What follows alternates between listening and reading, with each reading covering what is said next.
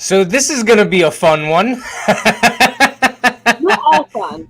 Yeah, they are definitely all fun. Should I say this is going to be experimental, if I could use that word as well. Ooh. So anyone who is unfamiliar, this is Sell Like a CPCU. I am Matt. This is Precious. We are put on by the CPCU Agents and Brokers Interest Group, and we share tips, tricks, hacks, sales techniques, and things like that, specifically geared towards insurance and risk management. So, as usual, do all the things: like, comment, subscribe, share, notification bell, retweet, get it out there. Definitely help us kind of like amplify this and help us with the algorithm and all kinds of other good stuff. Our good friend Matt Maxwell is already chiming in early for the show. Howdy, can't Yay. promise I can stay to watch, but I definitely had to beat Antonio Cañas to the comments, and you have, Matthew, you have. So you got that. You got that on Tony Locked right now. in. Yes. So that being said, today we are going to use, I guess, something that is a very good learning technique, and we are going to do it real time live. So Improv. hopefully this works out. If there is any failings, it's because I'm a complete dunderhead and I didn't put the appropriate information into the case study that we really needed. But there's enough there, I think, for us to run on. So Matt said, "Who's the insurance nerd now?" Boom. Exactly. Matt is working on dethroning Tony, I think. Ooh. So this is kind of in your wheelhouse, Precious. So this is what we're going to do. But before we do it, I think in previous episodes, you and I have both laid out pretty, at least pretty specific, or at least kind of a consensus on how we end up kind of like attacking a brand new risk that gets presented to us. And it's also built into like our value proposition, right? Like what Agreed. we're essentially selling the client on. We're selling them on the process, and we're selling them on all of the value and the professional consultation that comes with it. All right, Yes. so I am going to give you a quick walkthrough here of what I have put together as a fictitious company. And I am an insurance broker. I am not someone who runs this type of company, so I may have missed some information, but it is what Oh, I it thought is. you were So getting into character already. I was no, confused. Like, I need like my trucker's hat and stuff like that there you to do go. that. But so here we are. All right. So this is semi-related to what Precious does on a daily basis. So I tried to like make this at least easy, and Look at everyone should you. know Precious has not seen Seen any any of of this this. information. She's completely was in the dark until this very moment. All right. So, and I even presumptuously named it Risk Management Case Study #1, expecting that this is going to go well, It's gonna be a just in thing. case, like we do it again in the future. All right. So here's what Awesome. we have. Heavy Equipment Inc. is based out of McKinney, Texas. So All anyone right. who doesn't know McKinney, McKinney is in North Texas, within, relatively speaking, a stone's throw from the Oklahoma border. All right. Yes. It was founded in 2010, so it's not a brand new company. It has annual revenues and sales of 35 million, so they're doing pretty good there. Heavy construction equipment sales, leasing, and servicing. All right. Mm-hmm. There's two owners. They're both 50-50. I didn't put any backstory here. We can make up whatever we want. They're brothers, but they get along. There you go. Main building is their headquarters / sales office, and they only really have one location that they operate out of. So the main building is 10,000 square feet. It's masonry non-combustible with built slab on grade. It has attached 1,000 square foot mechanics bay that has roughly Ooh. $50,000 in tools and parts and inventory. The entire facility is sprinklered, hurricane strapped. It is a mostly metal roof. It has a reconstruction value of $2 million. The contents and the electronic data processing equipment inside at any given point in time is roughly $300,000. And we don't have to get into too much specifics, but I felt like we figure what kind of ballpark we're in. Location. It's surrounded by essentially a 3-acre parking lot that's used as like their showroom almost, right? And that's basically where they park the majority of the heavy equipment that's either, the floor models, so to speak, or the actual pieces of equipment that are being sold and leased. At any one point in time, the max value of the equipment that's on site is $20 million in terms of the replacement cost. And typically that occurs twice a year, once in January and once in July is when it hits its peak inventory. Okay. They have 20 employees, 15 are part of the sales team, 3 admin, clerical, and 2 full-time mechanics that work in the mechanics bay. And let's see, equipment is sold and leased. They don't do in-house financing, so all of that is through a third party. Transport is also contracted out. Notice how I'm trying to make things a little bit easier for us. So, we could take 18 hours to go through this one at this point already. Man. But so any transport of the equipment is contracted out. There's not an on-site fueling station, so all of that is through a local third party that they have to bring the equipment to. And then they are fully licensed and certified both on the sales and the service operations side. All right, so just in general, when first presented with all of this information, what would be your first starting place in terms of your plan of attack? Oh, wow. Okay. Now, first of all, I have to tell you, I'm thoroughly impressed here by all the details that you've given us. Yeah. And I'm equally traumatized because this is feeling really like when I did AIC. Yeah. But fair enough. The only thing I'm missing is like a deck page and like a cause of loss and my calculator, so we could dig into it. So I'm having a little PTSD trying to make sense. Like, oh man, I feel like there's a trick question in here. No, so this is good. This is a lot. Okay. And so the first thing that jumps out at me, I guess if we pick it apart, it's kind of like, the feast has been laid out and I've got my plate. And I'm like, where do I even start? There's so much stuff here to get into. I guess my first thing is founded in 2010. So I'm assuming that this is we're getting an opportunity at a renewal. Yes. Yep. Okay, fair. So with any renewal, with any existing business, in addition to having all of the facts and all the paperwork, prior to setting the meeting to sit down, my homework assignment to the prospect would be to gather a couple of key documents. And that's really to help me kind of size up what their protection plan has been thus far. Kind of kick the tires on what's already in place, what's worked well, and then cross over into identifying, some areas where we may be able to improve. I think I've said it in previous episodes too. I don't really take an apples to apples approach. I like to look at the risk for what it is.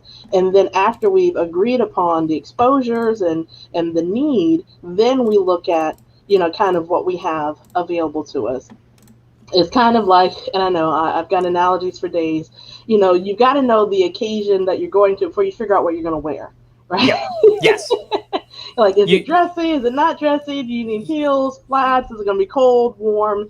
You got to have your destination before you pack your bags. Yeah. So having that to rely on, because we're going to pull out various documents to think about and consider as we attack it. But if this was a new opportunity for me, that would be where I start. If we're getting an opportunity at a renewal, why are we shopping it?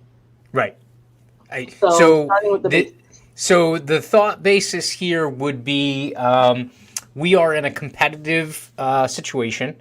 Without getting too deep into the personality profile of the ownership, they prize their business continuity and existence over price. Okay, so there is a price consideration, but really they want us to come in and kick the tires and be like, all right, what is the Cadillac of programs that we would put on the table to say this is going to hit all of the major things that you should really be concerned with? And so that's really where they're coming at it from. And you're right. The first thing I would ask about is like, all right, let me see the policies that you have right now so that I can, I identify if there's anything that maybe we don't have to necessarily reinvent the wheel. Like maybe you're in a good place in one or two of these things. But so, yeah, so that's basically the setup. So we're kind of doing a ground up analysis with the intent of, trying to impress them, that we're doing a full investigation of their risks and essentially what the solutions or potential solutions to those risks would be. So I always start with like the baseline, just understanding of the company, at least if I'm looking at a case study like this. So you're right, like they're not brand new, so they've been operating for a while. I didn't include any loss history or anything like that. I think we can just assume that they've been extremely mild in terms of their loss history, so they're not a problem child. We can now, when also it comes to loss history, and again, this is always peppering the process with the intent to close, right? I do like to look at loss history because one of the conversations that, we need to have is if there's a history of either frequency or severity, right? Yes. So, when you have the frequency and severity conversation, you're looking to see, do you have any repetitive claims? Does it look like, the situations are similar?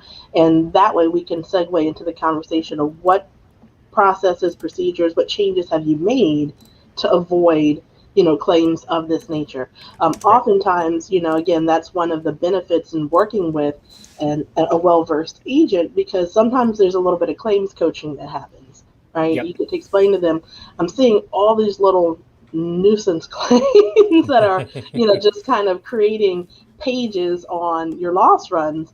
And so do you understand that, again, how your deductible works and that sort of thing? Because some of the impact of even just having, that's going to be the rule of thumb for a lot of the carriers. Some of them cut, they draw the line at number of claims in a certain period. Others, it's a specific dollar threshold.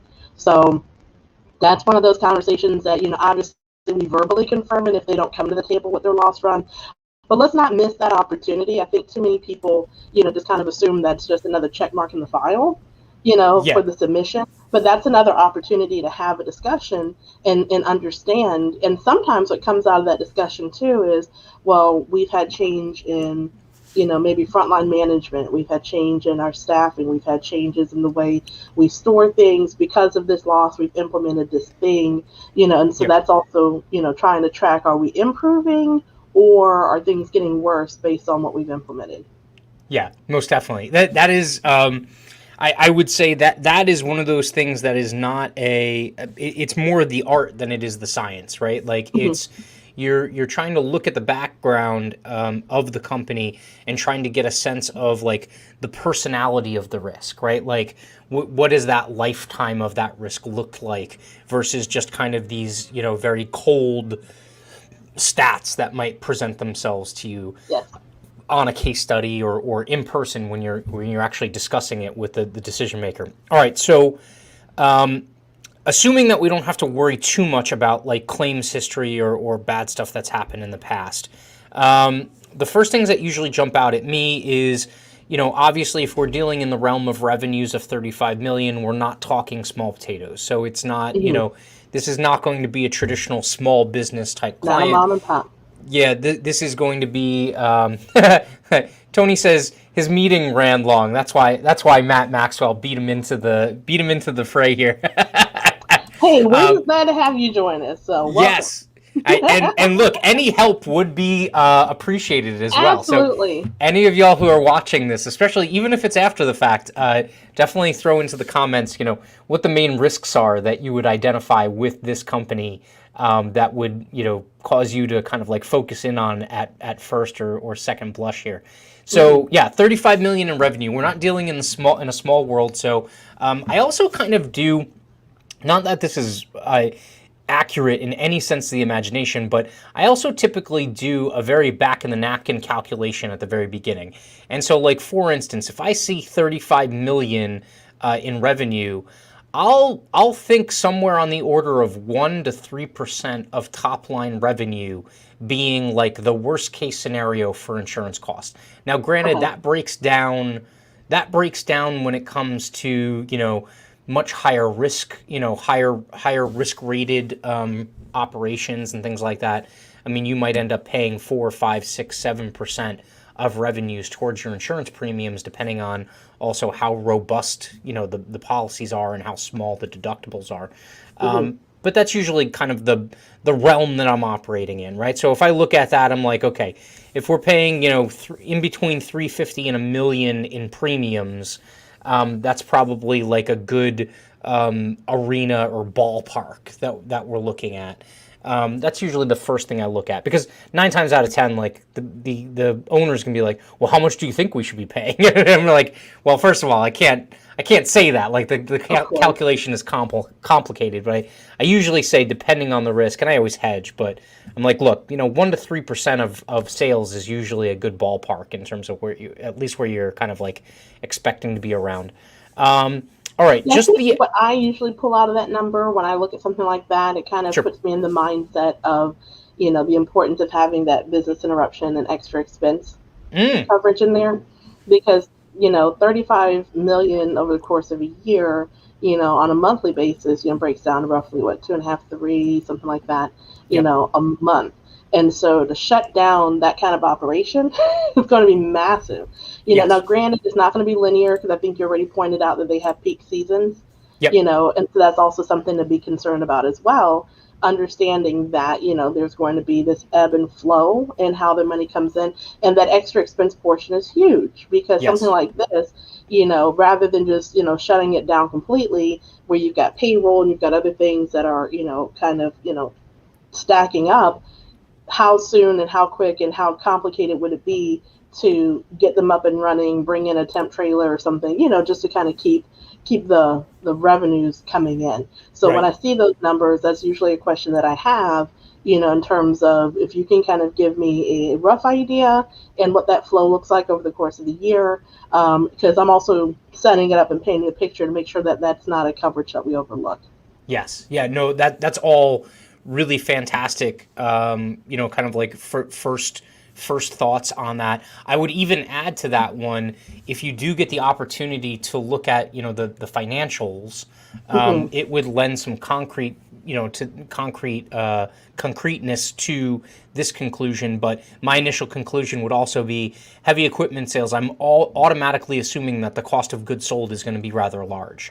Yeah, So that 35 million number as a front end number doesn't necessarily mean 50% profit. It exactly. probably, there's still a significant profit. I mean, it's still, probably on the order of millions of dollars in profit. But that being said, I think the cost of goods sold is also going to be high too. So from a risk management standpoint, I'm going to be keying in a lot on, I want the, I want the net income protection, but at the same time, I'm also going to be thinking in the back of my head, all right, what I really need to do is make sure that we're covering, whatever the inventory is, right? Like Hmm. the inventory for them is basically the moneymaker, especially Absolutely. because later on we were talking about that they don't necessarily do in-house financing or anything like that, right? So they're not necessarily making a VIG on the financing. So it's Right. not Yeah. necessarily a financial risk, it's more of a hard asset risk um, Absolutely. that we're looking at. All right, so what's your first impression knowing that they have this kind of combination of not just sales, but they're also leasing some of this equipment out and they're also doing some in-house servicing? Yeah, so the leasing of equipment, especially when we're getting into heavy equipment, I'm going to want to know, again, what that lease agreement looks like. Like, who is your customer? Are you Mm-hmm. leasing this out to, construction firms? Is there any sort of requirement in terms of, are they providing certificates, proof and evidence of, stuff? And so trying to really determine, when it's in their care, custody, and control, who is responsible for covering it, and also, do they have to have, for some of the stuff that can be potentially um, deadly to Yep. operate, is there any sort of requirement that they, present, is there any sort of licensure required, because when you start getting into construction equipment, everyone can't, it's not like going to the U-Haul. Everyone can't just, pay a deposit, hop behind the wheel and pull off. Yeah. So I'm going to Yes. want to know, again, what is the experience, average of the people who are leasing it, and, what sort of safeguards. And really, again, back to that, the lease agreement, that contract. Are you requiring a contract 100% of the time? What is the process when they, the checkout versus the return process? And, who's responsible for making sure that it's operated within the scope of its intended use? We get into that Hmm. because sometimes people feel like, well, I paid you for it, I'll use it however the heck I feel. And it's like, no, technically, I don't need you using the scissor lift, as a carnival ride. I'm renting it to you because you're supposed to be, a professional. So yeah, Yep. kind of diving into who's using it and what sort of hold harmless, what sort of additional insured, what sort of agreements do you require as a condition of rent the equipment. Yeah. No, I think those are all good points. When I see that, or when we first start our conversation and they're telling me about their operations, if I was presented with this mix, immediately I'm going to go to, where you went, like, show me your typical sales contract, show me your typical lease contract, show me your typical, PO or service contract, right? Have these been reviewed by your attorney, right? Oh Like, yeah. have you had legal sign off on this? And then I'm going to go through the typical contract review of, is there hold harmless and indemnification here? What are our duties back and forth, especially on the leasing side? Like, are we requiring some level of additional insured coverage be extended back to us during the term of the lease? Hmm. And also, what does the actual physical damage coverage look Oh like yeah. in terms of the equipment that we're, lending to you for your use? Um, and then service-wise, immediately I start thinking garage keepers liability. I start thinking, mechanics liability Oh risks. yeah. And I'm going to ask, how extensive is the servicing? Like, are you just doing, tune-ups and oil changes and things like that, and redoing some of the, hydraulics and whatnot, or are you doing full tear-down rebuilds, right, of engines and Hmm. stuff? Because obviously the more drastic or the more involved in that mechanical servicing, obviously the liability goes higher, and so that's definitely going to be a consideration there. And When you also see the thinking about, with the maintenance and repair, Mhm. what is the criteria for taking something out of rotation? Mm, Because when something, is it when it's within, a certain percentage of its expected useful life? When do you make the call? Because if something is iffy, I remember here in the Dallas area a couple of years ago, there was a huge loss when a crane came crashing through pretty prominent, building in the middle of mm, downtown. And it was horrible. It, like, sliced an apartment complex like in half. mm. And so things like that, they had to go back and they had to review. I think there was a gust of wind, but nevertheless, that when you're talking about like really large equipment like that, that's going to go back to not even who was just using it, but who it belonged to. Yeah. And so, making sure that they've thought through and they have standards up front in terms of the usability of the equipment. When do you retire it? And when you retire it, what are you doing with it? Are you selling it? Because again, sometimes that's what they'll do. They'll lease it until it can't be leased anymore. Does it get broken down into parts and parted out, or what's that process? Because you don't want someone who's intentionally renting out equipment that's probably not fit for use. Oh yeah, that equipment maintenance plan or program is definitely going to be a question. Like, number one is, do you have one, right? The second one is, what does it look like, right? What recommendations are you going off of, and what's your metric? Um, I think the other question I would ask is, like, are you just doing servicing on the equipment that you're leasing out, and then you're servicing it when it comes back to you, or are Mm-hmm. you also doing servicing for, someone who drives off the lot with a piece of equipment and now they're coming back for routine servicing? Is, what does that dynamic look like? And so, again, and a lot of these operational questions, if there was a loss history, that's also something that you can draw back on, right? So, like, Exactly. if they do have a history of, like, say, servicing pieces of equipment that have been purchased and taken off the lot, and all of a sudden that's resulted in some problems or complications, perhaps they need to eliminate that line of operations, Absolutely. and so those strategic conversations can always come into play as you're going through this as well. What's your first thought when you see the ownership structure?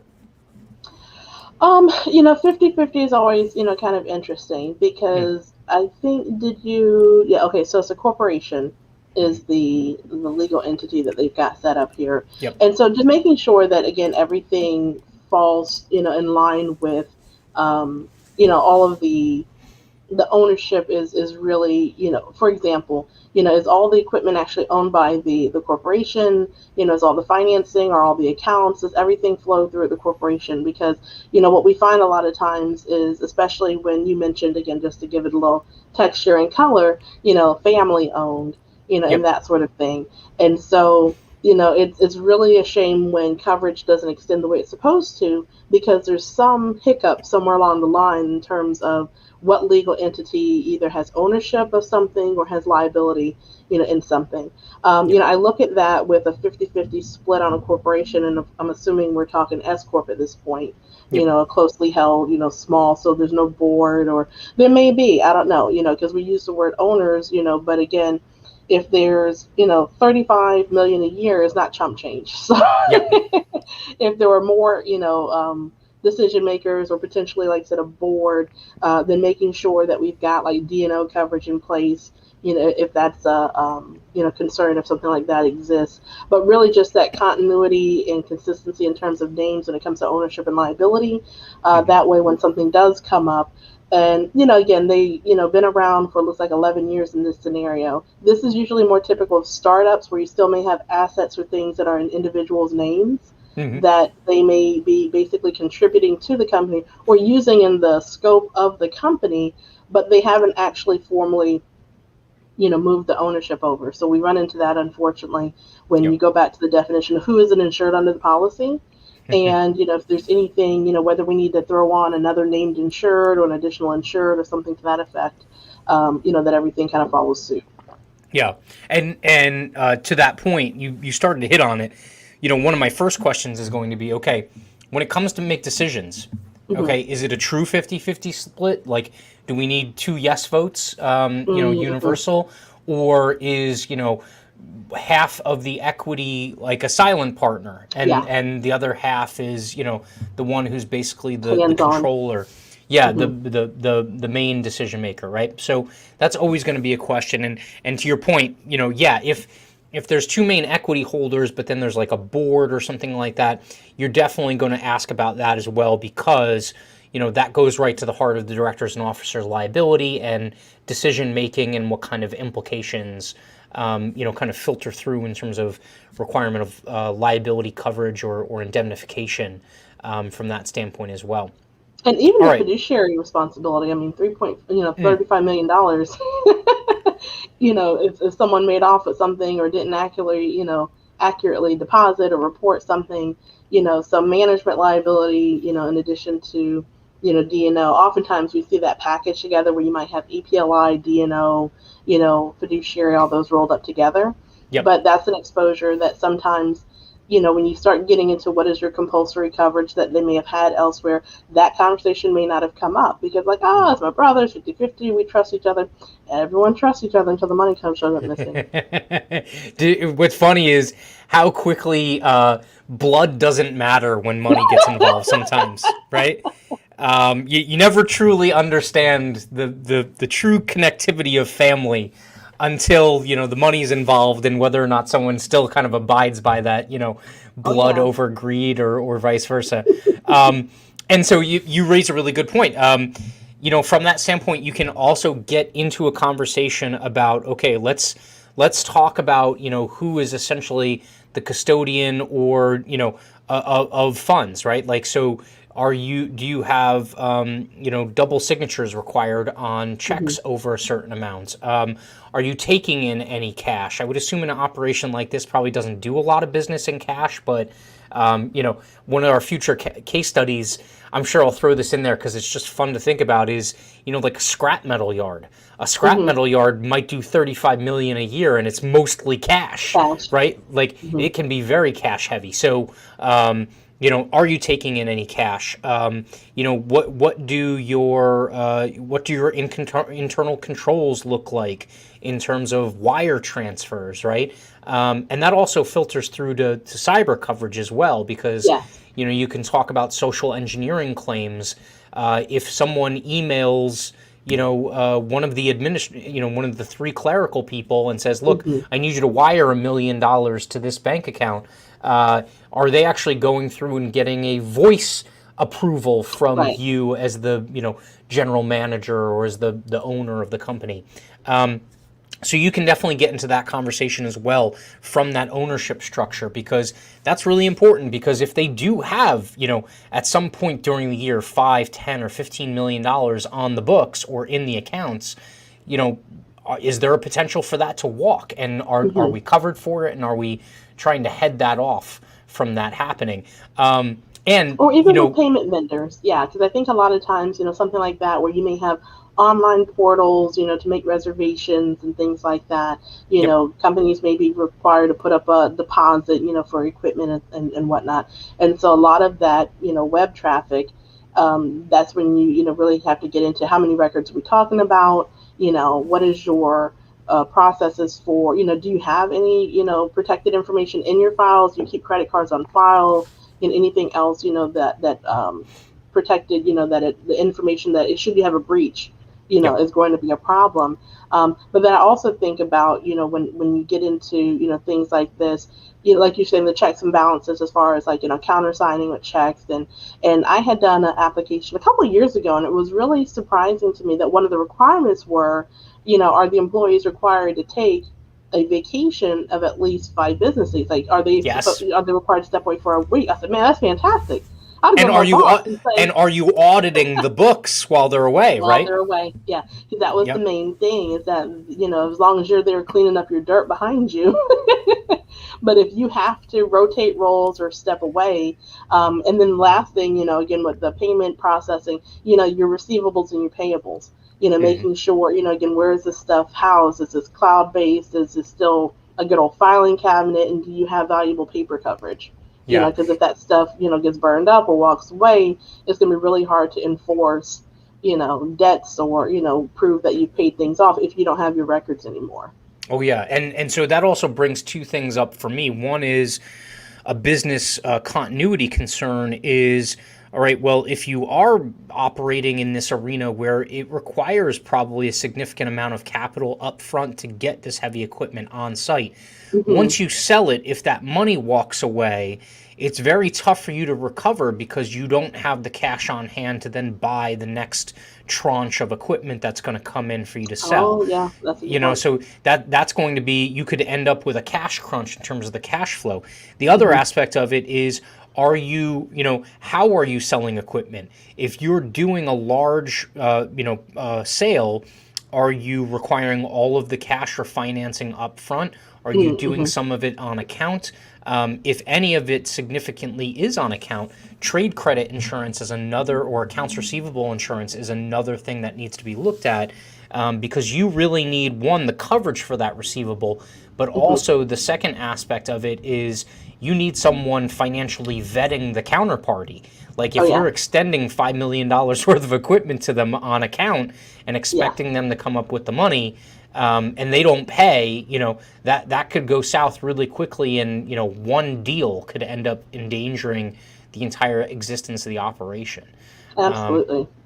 So, all right, let's look at a lot of the rest. A lot of the next few bullet points here are all property related risk, Hmm. and so and I kind of skipped over at the beginning. So the two things I look at is, all right, where are we located? Hmm. And then what does the actual physical property look like that we need to insure? And then the follow through to that would be, all right, assume the worst case scenario and the building just implodes on itself. What would we need to put in place for you to get back up and running in terms of operations? So, what do you think about first and foremost when you look at the location being in McKinney? So, back to, our good old, COPE acronym when evaluating all this stuff, right? So the location here in the North Texas area, wind hail deductibles apply. Mm. And so, depending on how big your building risk is, and even your TIV, because I don't think we have on here how much coverage they have with their business interruption and extra expenses on here. That's a good point. But anyhow, with these large deductibles, you get a $2 million building with a 5% deductible. That's a pretty hefty chunk of change to have to Yep. come up with in order to get a repair. And so what's common in areas where we have these wind hail deductibles is looking into what is your wind hail deductible buyback or buy down policy. Because Yep. basically you can take a policy out on the deductible, So if the deductible comes to, 10,000 or 100,000, whatever the case is, then that's the trigger for the buy down policy to kick in, which reduces that deductible down to a reasonable amount that they can, come up with.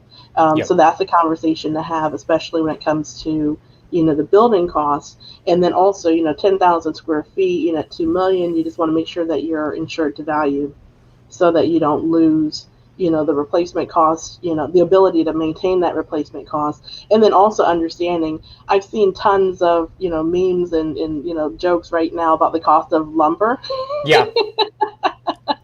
Like, man, one board of wood right now, whenever you get into a situation of scarcity where there's either a catastrophe or, again, a loss that impacts more than just you have to realize that, if you're insured to value, you've got a little bit more, flexibility versus if you're, at an ACV situation.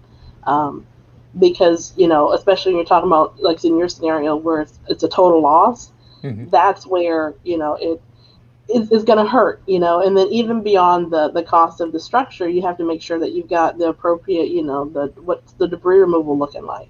Here in the North Texas area, we ran into that a couple years ago. We had, some tornadoes that, tore through a really, predominant, the nicer end, kind of uptown in the Dallas area. And so you've got like 100-year-old oak trees coming down, and sometimes with that, you're paying more to haul off the debris than you are actually to rebuild, the garage or whatever it fell on.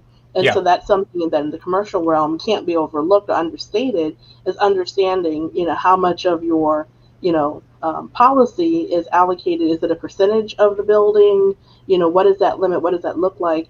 And, with stuff like this, when you get into the domino effect, I can just imagine in my mind in this, big parking lot out front where just one falls onto the next, who's going to go out there and clean all that up? Yeah. Yeah. No, that's, all of those are completely valid. I would say, myself living outside of the Texas area, the reason why I picked North Texas was because of that wind-related risk, whether it be tornadoes or just kind of a wind event absent or outside of that.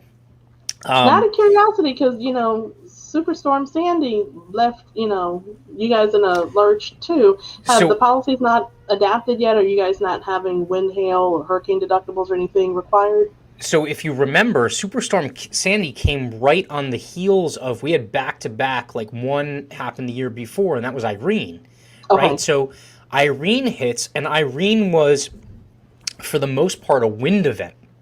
And so there was a large wind-related loss. I mean, to this day, I can drive to some places in New Jersey and just see large tree falls. Like not an individual tree, like huge, like a footprint of a giant, like just dropped a bunch of trees. That's from Irene. That was from Irene, and they're still there, right?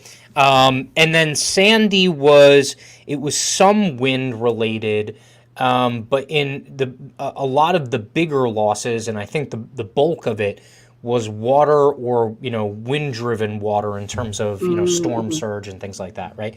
So I think the reaction for the most part was more on, not necessarily on the coverage side, it was more so on more regulatory, like in terms of homes that were now required or at least priced out of being built below base flood, where they had to elevate, where they had to put like a parking portico as the ground floor and then have the first livable floor, on essentially the second floor. And a lot of people had to move out as a result of that.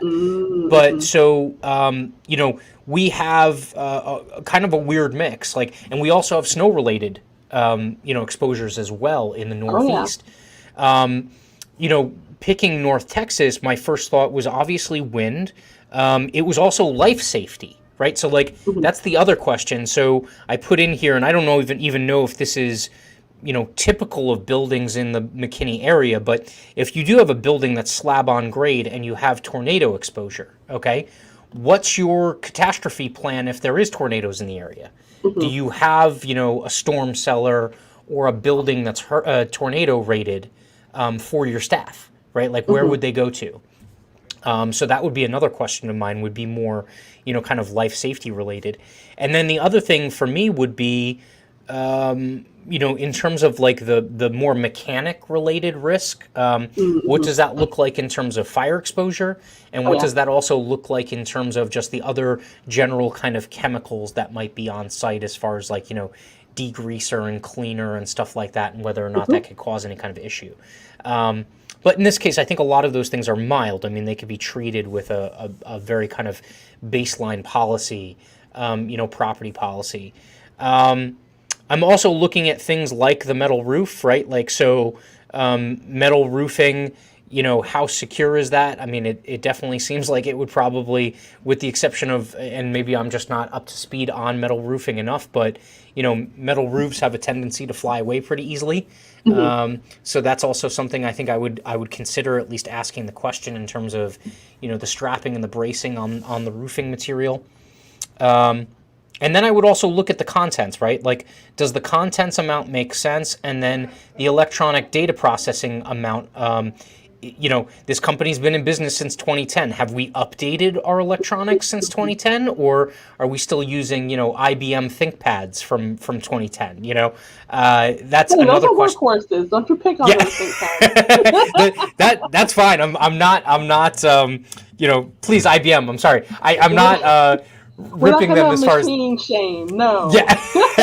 I they most certainly get the job done. I'm sure. The Mhm. question being, the replacement value of Of that, and course. and what that looks like. So yeah, those would be the big things for me. Um, I'm trying to think of North Texas. Is there flooding risk in North Texas? I haven't heard much of I it, am but a Louisiana girl, and I will take this to the grave. There's a flooding risk if you get rain. There is yeah. flooding risk. I Okay. remember a couple of years ago, maybe 5 years ago or so, we legitimately got like I think it was almost 2 months worth of consecutive rain days. It was bananas. Wow. Some of the underpasses, some of the major highways, just completely flooded out. I mean, Yep. every day wasn't torrential rain, but when you start getting into 70, 80 plus days of back to back to back rain where Yep. everything's hit saturation, and that's my flood, soapbox that I'm on for a second, is that's part of what, obviously anywhere, any participating community that has the ability to purchase flood, and the reason, you have to have a, floodplain manager, that's what makes a community participating.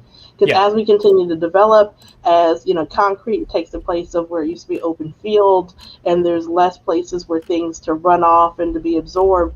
And even when you have those crazy weather patterns, when you have saturation, Hmm. it's going to flood.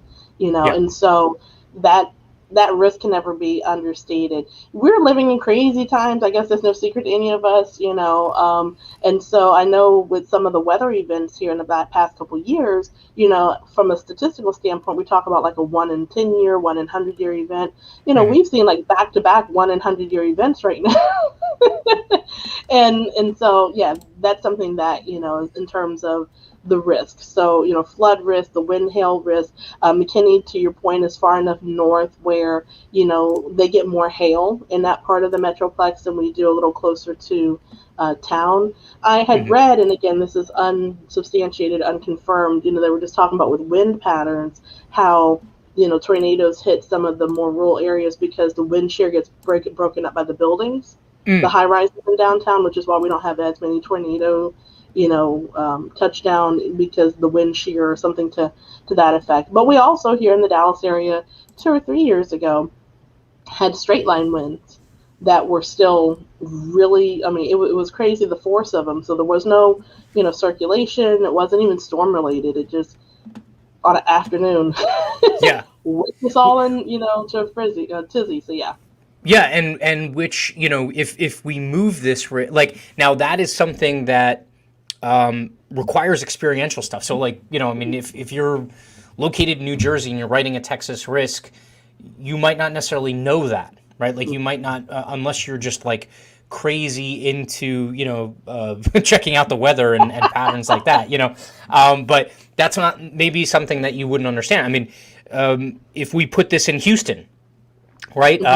After knowing what we know about Hurricane Harvey and a large majority of the water loss being in X-rated zones in and around Houston, that's also something to consider, right? And you had mentioned something prior in terms of basically the deductible buyback in terms of the wind deductible and whatnot. Look, I mean, even if a straight wind deductible buyback isn't available, maybe a difference in conditions policy makes sense here to pair with some of those risks. The last one, since we're on, the cat risks associated with it, is there tectonic activity? Is there, earthquake activity that happens in North Texas, or is that rare? That's a controversial subject for North Texans. Oh, really? Some say yes, some say no. Is that there are speculations that some of the fracking activity in oil and gas have caused some, rumbling. And so it's not necessarily tectonic plates. Like, when I think about tectonic plates, I think, of course, California, but also like the Memphis Basin. Like they actually experience a lot of that too.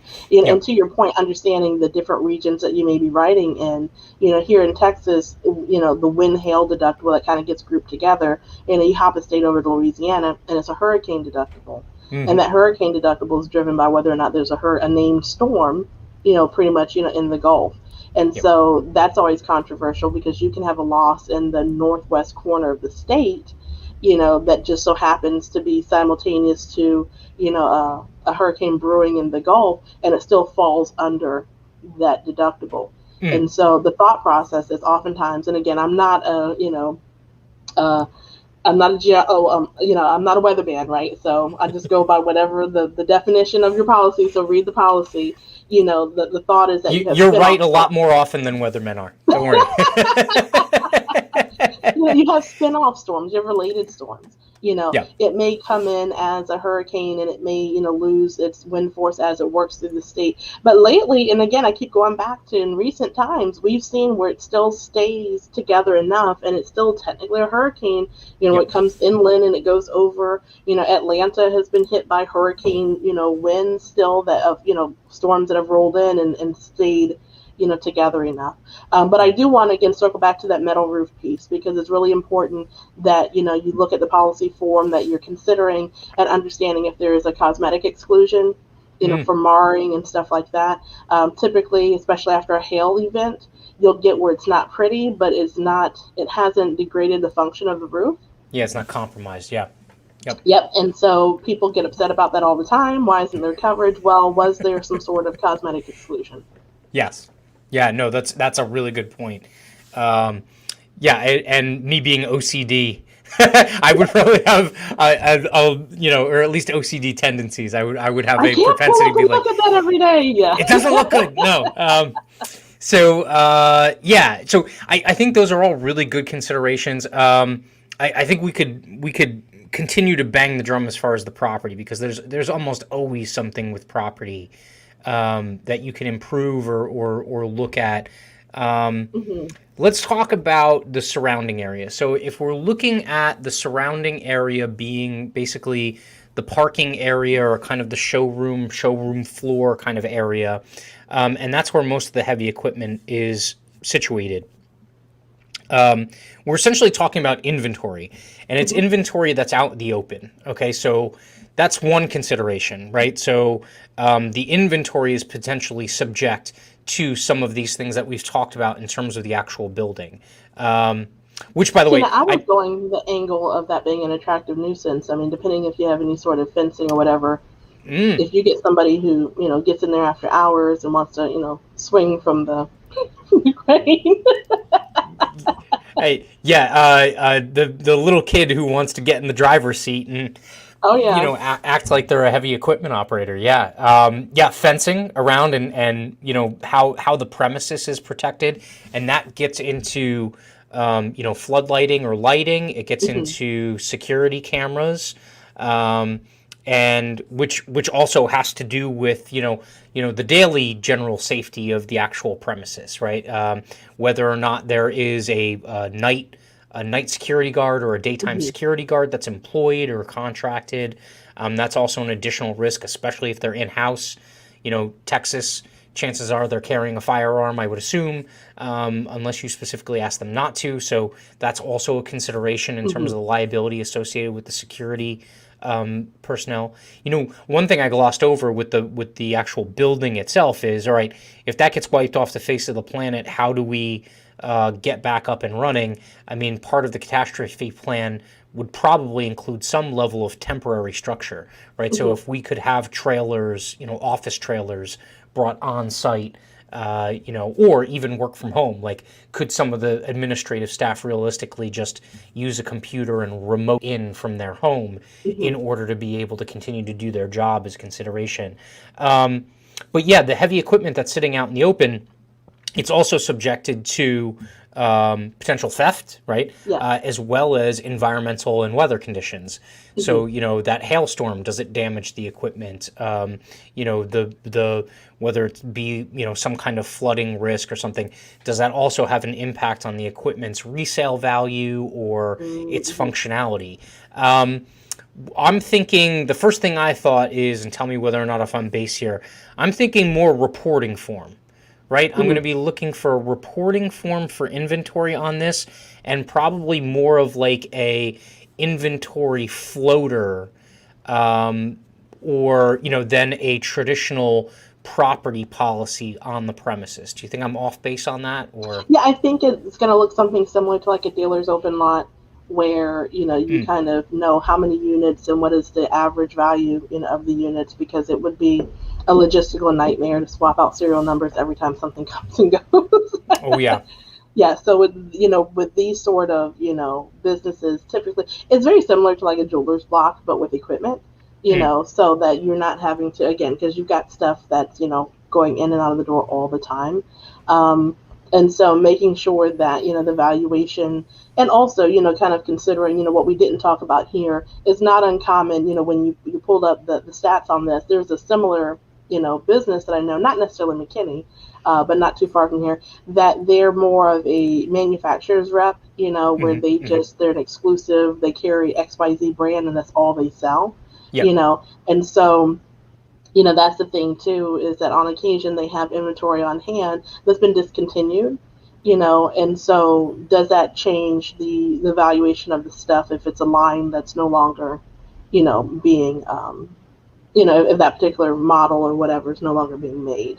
yeah, yeah, and that's also a good question in terms of business continuation or continuation of operations is how dependent are you on a supplier of equipment, or a wholesaler? Like if you're a retail operation, are you locked in to just being a dealer for that one line or that one brand, Hmm. or could you find others? So, for instance, in the business interruption question, if there is a fire at the factory or at the docks where the one manufacturer's equipment is being transported or manufactured, and they have a disruption in their supply chain, Hmm. do you have the ability to go to the other manufacturers that you work with and say, hey, give me double this month, as Right. opposed to being short and half your lot being empty, right? Hmm. So I think that's also another consideration there. Um, I went into this assuming that these are not plated and VIN numbered. But so there is some additional consideration here if some of the equipment on premises and eventually that you're going to sell is potentially subject to motor vehicle laws, right? Oh yeah. Hmm. And so there is, I kind of, like I said, I tried to immunize us as much as possible from There some you of these go. things, which is part of the reason why I was like, all right, we could talk about pollution coverage all day long, but there's no fuel tanks on site. Okay. So But yeah, I think that's also something to be considered. So if there are any like plated vehicles or vehicles that would be subjected to, compulsory motor vehicle laws, that's also some consideration. You might need some level of, a dealer's, vehicle liability or commercial auto liability coverage, especially if you have occasionally someone hopping in one of the pieces of equipment and having it to move around, not necessarily on your own premises, but maybe you have a remote lot or something like that you have to go onto a public roadway, and you would be subjected to more of a traditional commercial, vehicular liability or automobile liability type exposure in that situation. And these garage programs, typically, that's a question that comes up, and the rate basis for that is how many dealer plates do you have? To be able to figure out, again, at any given time, what's the maximum exposure of what might be on the road. So that's normally something that, in addition to your traditional package, the property, the liability, you might have to, with something like this, if that exposure exists, incorporate, I think we talked about earlier, like a garage keeper or a garage liability policy as well, that anticipates the use of dealer plates. Yeah. Yes. Yeah. I mean, all of that depending on what's going on, and a lot of times those are questions that never got asked, and so you could uncover something that is a gigantic gaping hole in terms of coverage on the operations by asking those questions. So don't immediately assume that you know everything that's going on. Which inevitably you're going to get some of the looks from the ownership or the general manager to be like, really, like we're not doing any of that, and you're like, look, I felt like I just needed to ask the question, right, in case no one has, Yes. The stupidest question is the one that doesn't get asked. All right, so anything else on that when you're thinking about kind of like that equipment and that inventory that's out on the lot? No, I just think again, and we touched on it a little bit earlier, understanding the seasonal nature of the business, making sure that you've got it already built in where you have, what does that difference look like from top to bottom? Is it a 25% peak? Is it a 50% peak? Kind of when you need that to kick in, Yep. and, getting that built into the policy. So you're not relying on having to remember to go in and endorse it up and then go in and reduce it down, that is kind of in step with what historically, and again, with 10 plus years of experience, what the historical patterns look like. Yeah. And this is actually a good example of something that I use all the time when I'm talking about taking the CPCU exams, and trying to relate the material to something that either one, you've come across in real life, or two, you can at least make up a hypothetical for to draw the parallel to. When I was taking my CPCU reporting forms, I will always remember to this day, because at the time I was working as a technical assistant, and we had an account that had like 5 warehouses spread out throughout the country, one of which was in Texas. And every single month they would call in and we would have to endorse the policy for the inventory levels at all 5 warehouses because they refused to go on a reporting form. Yeah. So it was annoying, and that the pain that I was experiencing as a result of servicing that account will forever ingrain in my memory what a reporting inventory reporting form is.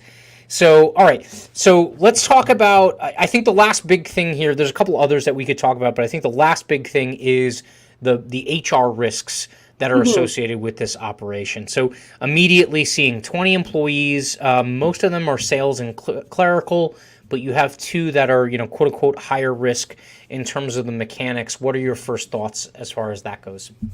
Yeah, just making sure that all of your codes make sense on your work comp. You know what I mean? That you've got everyone allocated properly, in terms of class as well as payroll. Making sure that, again, you're talking about heavy equipment and mechanics and things like that, that you've got all of your, OSHA, compliance, safety, manuals, all that stuff that we like to gloss over on the Accord.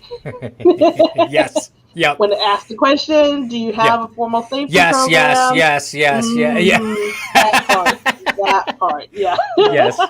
This is where it matters, because it is going to come up and bite you again if there's a loss, Yep. And that goes back to what we were talking about earlier with repetitive losses and things like that. And that's also another potential, question when it comes to the sales. Oftentimes, if, these businesses that are renting out the heavy equipment, if it requires, like, for example, welding equipment, all of the gear, Are you guys selling the gear, providing the gear? Is it required that the gear be used in conjunction with using this stuff? Yep. So just making sure, again, just the good, healthy, say your best practices with human resources. You got to make sure that you've got in place, and then also recognizing that if I said it once, I've said a million times that your employees are your greatest asset and your greatest liability. So EPLI, anytime you get over, everyone has a different number of employees where they start saying, okay, with me personally, it kind of goes hand in hand with the work comp. If you've got comp, I'm going to talk to you about employment practice because, if something comes up, you don't want to be bare when you're talking about total headcount of 20 individuals that are in your employ. Yeah. Yeah. And this also kind of echoes back to when we were talking about kind of like the ownership structure and how that dynamic works. The other question that I typically ask is, all right, we have 20 people that work together. How does everyone get along? Are they all related? Do we have like a lot of this kind of like family drama that happens here, or is it all fairly professional? What do the past EPL claims look like, if any? Work comp, the same. What do the past claims look like? Are we fairly safe here, or do we continue to have the same two people trip and fall and hurt themselves every year? Do you have an employee handbook? A lot of people go to like, well, what's written in your employee handbook? I think the first question is, do you actually have one? That's usually a big one. Yes. Who does your payroll, right? Like, Yes. do you do payroll in-house or are you contracting that out? What else? In line with the EPL stuff, a lot of people end up forgetting that EPL is also, they discount the training part of it. They always think, okay, just give me an employment practices liability policy, and then if, harassment happens or something like that, I'm covered. And you're like, wait, but you don't understand. In a lot of these cases, you don't want the claim. Like, Right. stopping the claim in the first place, especially in this line of coverage, is you're always going to get the best bang for your buck doing that than paying on the back end for more coverage or, once your coverage spikes because you've had claims. So, from that standpoint, what does your, anti-discrimination and harassment training look like, right? Do you have an escalation procedure, right? Yes. Do you also have an in-house, I always forget this, do you have a progressive discipline plan in place and outlined in the handbook, right? Because again, if this is a family-run operation or something, they might be like, oh, well, we just take care of discipline, based off of the situation. You're like, whoa, hold on. You can't just wing it. Yeah, like when the cousin gets a slap on the hand and then the person who's unrelated, especially if they're part of a protected class, gets the book thrown at them, you're just asking for a gigantic claim. And so all those things really need to be, I's dotted and T's crossed. And reminding, especially, an employer, with 20 employees, if they're offering benefits, again, if that's an opportunity that you can handle internally in terms of benefits, also the difference between EPLI and EBL, the employee benefit liability, because if you mishandle open enrollments and things like that, there can be some blowback and some repercussions, for that. And then also, like you said, in an environment where it is very physical, offering, major medical may reduce those Monday morning work comp claims. So there is a correlation with all of that. And so, there's so much there, to talk about in terms of, are you investing in them? Do they have any, again, they're your front facing, asset for your client. But then also they're the ones that make sure your business runs. So we want to make sure that they're taken care of and that they have resources. And a lot of that can be bundled and packaged, having an EAP so that they can reach out and call if they got other things that are distracting them in life, having, those sort of things. So yeah, that's the main thing is just, and also ERISA. I can't understate that enough. If you're offering any sort of retirement plan, do you have need? Oftentimes, your major carriers can bundle your ERISA bond or your fiduciary coverage included with that. Sometimes people look at that as more of a financial product and don't realize that PNC agents can sell it. Yep. Yeah. You took the words right out of my mouth. When it comes to benefits, your benefits plan is it's also going to reduce employee turnover, right? So if you offer a competitive benefits plan, so that helps not necessarily in terms of the the traditional risk management piece. But when you have high employee turnover, stuff gets missed. The Oh quality of yeah. service and work can go down. And then you mentioned the bonding piece of it. So ERISA bonds is a big piece of it, depending on what the requirements are of the state or the feds. And then the other question being, are there other bonding requirements, right? Do you Mm-hmm. have to have a state regulatory regulated bond in place as an equipment broker dealer or something like that, to also fulfill that regulatory requirement or legal requirement? So yeah, no, good stuff. We could, this one case study, as is going to be the case with all the rest when we do these in the future.